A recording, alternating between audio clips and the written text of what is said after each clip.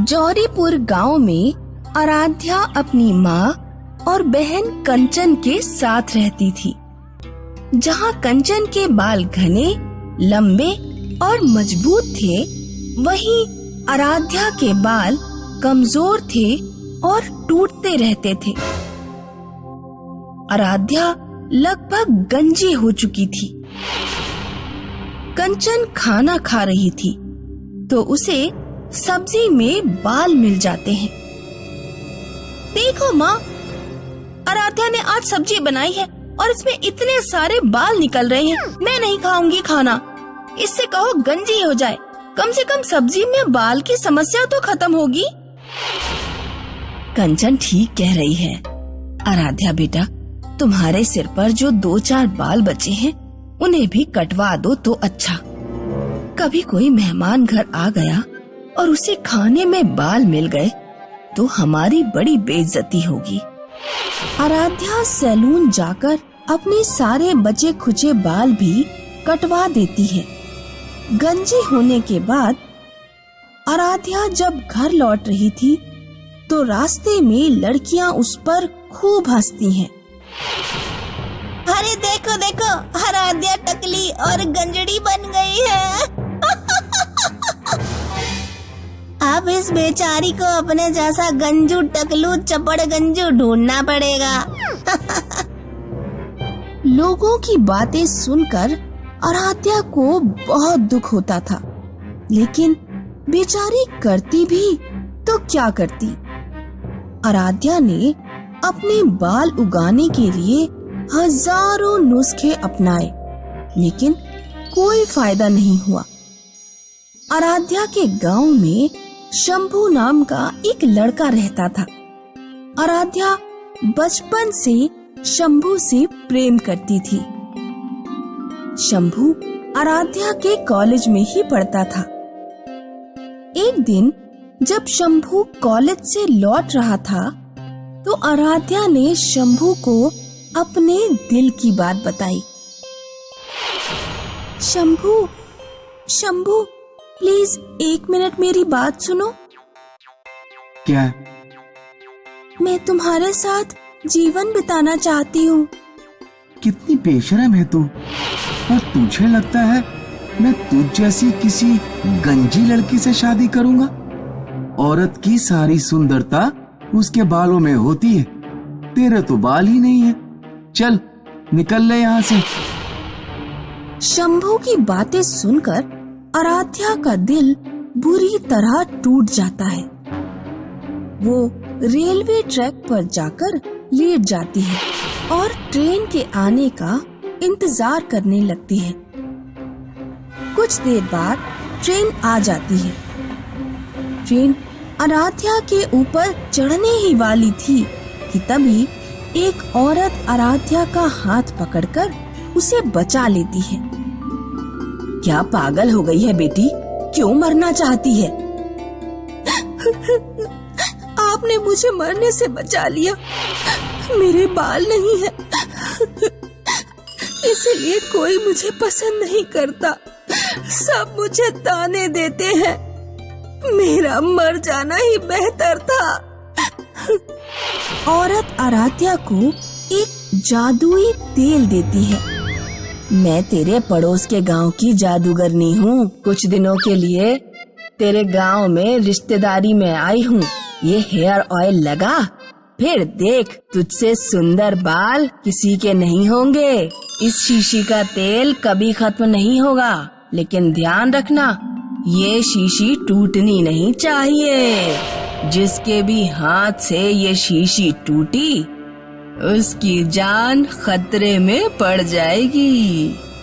आराध्या जादूगरनी का दिया hair oil लगाना शुरू कर देती है। कुछ ही महीने में उसके ऐसे घने और खूबसूरत बाल उगते हैं कि जो भी देखता बस देखता ही रह जाता।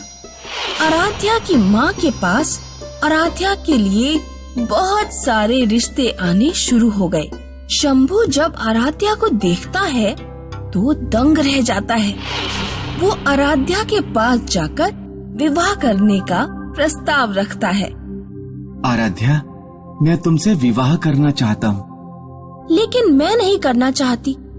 याद है तुम्हें बालों के कारण तुमने मेरी किस तरह इंसल्ट की थी? कल को अगर मेरे बाल फिर से गिर गए तो तुम मुझे फिर छोड़कर चले जाओगे। इसीलिए मैं तुमसे शादी नहीं कर सकती।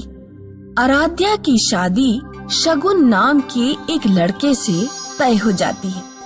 आराध्या अक्सर बाजार में शगुन के साथ घूमा करती थी। कभी ये मेरे लिए मरा करती थी और आज किसी दूसरे के साथ घूम रही है। इसकी सुंदरता का घमंड तो तोड़कर ही रहूंगा। अचानक इसके बाल नहीं आ सकते। जरूर उसके पीछे कोई राज होगा। शंभू रात में आराध्या के घर की खिड़की के पीछे छुपकर बैठ जाता है। वो देखता है कि आराध्या एक तेल डाल रही है। अच्छा, तो ये है इसके सुंदर बालों का राज। आराध्या जब सो जाती है तो शंभू उसके कमरे में घुसकर उसका हेयर ऑयल चुरा लेता है। वो हेयर ऑयल की शीशी अपने घर ले जाता है और जमीन पर मारकर तोड़ देता है। शीशी के टूटते ही उससे एक भूत बाहर निकलता है और शंभू का गला घोंटने लगता है। शंभू बुरी तरह चिल्लाने लगा, बचाओ बचाओ बचाओ। गांव वाले इकट्ठे हो गए। आराध्या और जादूगरनी भी वहां पहुंच गए। शंभू, तूने मेरा हेयर ऑयल चुराया? हाँ, आराध्या मुझे माफ कर दो प्लीज। इस भूत से कहो वापस चला जाए। मैं वादा करता हूँ ऐसी गलती दोबारा नहीं करूँगा। भूत शंभू के कई सारे थप्पड़ लगाता है। तब जादूगरनी भूत को गायब कर देती है और आराध्या को जादुई हेयर ऑयल की नई शीशी देकर अपने गांव लौट जाती है। 18 साल की रूबी अपने माता पिता की लाडली थी। रूबी दिखने में बहुत सुंदर लेकिन व्यवहार में बहुत शरारती थी। रूबी अक्सर साधु का रूप धारण करके गांव के घरों में भिक्षा मांगने चली जाती।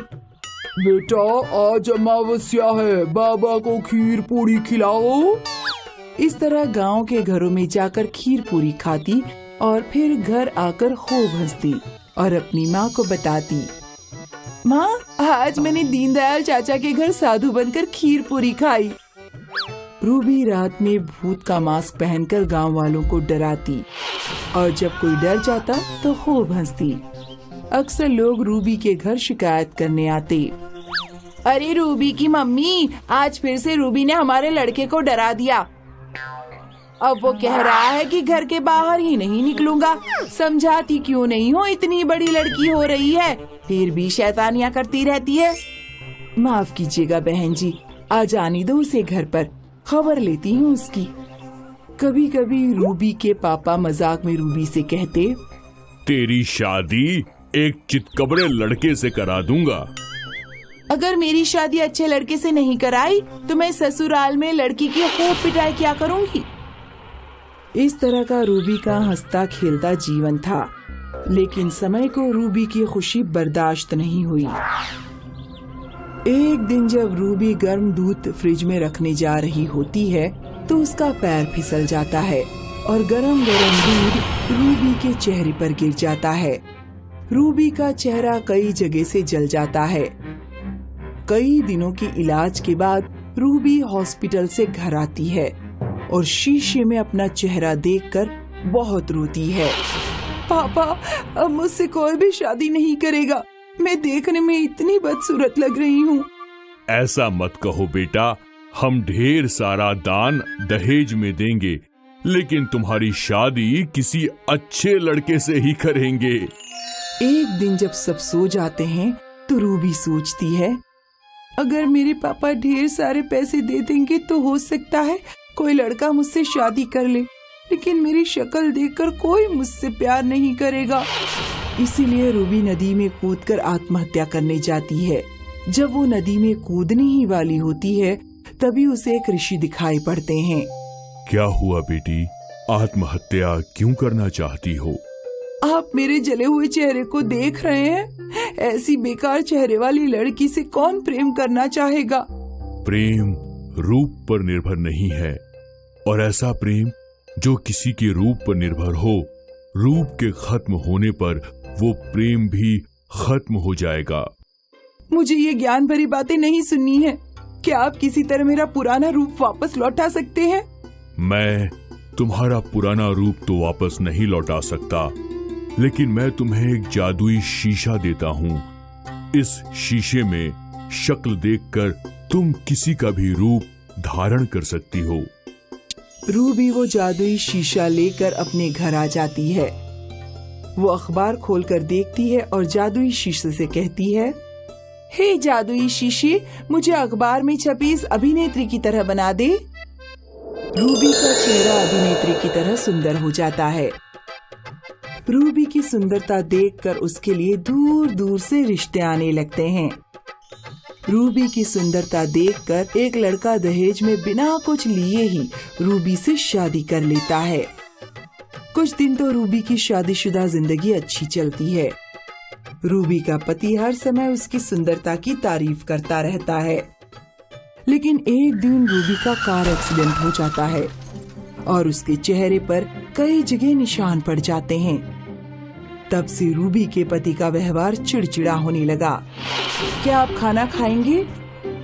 मैं खाना तो खा लूंगा, फिलहाल तुम मेरे सामने से हट जाओ। अगले दिन वो फिर से जादुई शीशे की सहायता से अपना चेहरा सुंदर बना लेती है। रूबी का सुंदर चेहरा देखकर रूबी के पति का व्यवहार फिर से अच्छा हो जाता है। चलो रूबी, आज कोई फिल्म देखने चलते हैं। रूबी की शादीशुदा जिंदगी फिर से अच्छी चलने लगती है, लेकिन कुछ दिनों बाद रूबी को साइनस नाम की एक बीमारी हो जाती है, जिससे उसके चेहरे पर काले निशान पड़ जाते हैं। रूबी के पति का व्यवहार फिर से खराब होने लगता है। अरे, मैंने तो इतनी सुंदर लड़की से शादी की थी, तुम्हारे चेहरे पर तो कैसे अजीब से निशान पड़ने लगे। अब तुम अलग कमरे में सोया करो। रूबी उस दिन बहुत रोती है और उसे ऋषि की वो बात याद आती है, जो प्रेम किसी के रूप पर निर्भर है, रूप के खत्म होने पर वो प्रेम भी खत्म हो जाएगा। रूबी जादुई शीशे में देखकर अपना पुराना जला हुआ चेहरा वापस मांग लेती है। फिर वो नदी के पास उन्हीं ऋषि के पास जाती है और कहती है, बाबा, आज मैं आपकी बात समझ गई और मैंने जादुई शीशे से अपना पुराना असली रूप वापस मांग लिया है। आप ये शीशा वापस रख लीजिए। अब अगर कोई मुझे मेरे असली रूप में ही प्यार करता है तो ठीक है, वरना मैं अकेली ही रहूंगी।